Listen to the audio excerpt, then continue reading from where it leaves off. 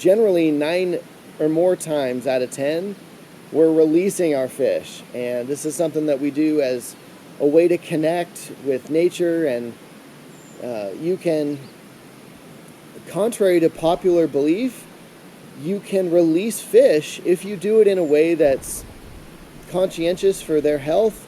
Barbless hooks, a short fight. In other words, you're not playing the fish for longer than you need to. You're getting it to the net or to you as fast as possible, keeping the fish in the water as long as possible.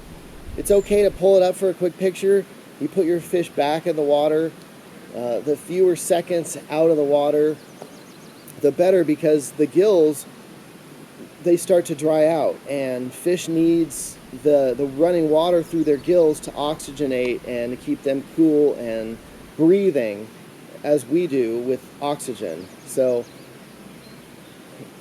get the fish in the water, give it a second to get its energy back, and when the fish swims off under its own power, that's when you know there's a very high degree of confidence that that fish will continue to live. And a lot of folks catch the same fish year after year after year. The fishing in some of these selective gear catch and release fisheries are really good, very high quality fisheries. So that's the evidence that the catch and release designation and catching and releasing your fish is indeed sustainable. It works. It's awesome. So,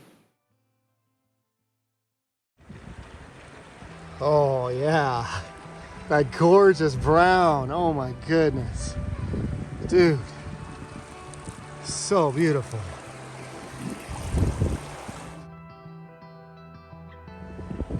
Pretty cool. Caught the same fish 2 days in a row on different flies, and he fought just as hard today.